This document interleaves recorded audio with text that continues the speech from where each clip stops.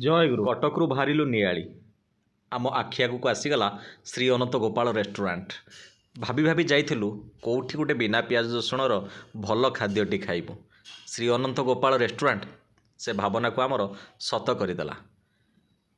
दिन दुहीपहर खाइबार किछि न थाए एठिर बिरियानी आमे ट्राई कलु। आपण विश्वास करिपारिबेनी प्योर भेज रे एठी एते सुस्वादु खाद्य निहाती भाबरे थरे खाई जातु सबु किछि बिना पियाज रसुण रे आउ बिरियानीटा तो खूब नियारा।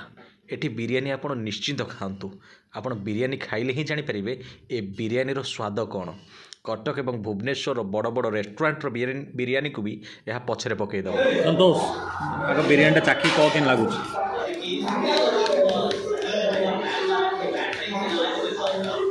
मत तो भल लगुच।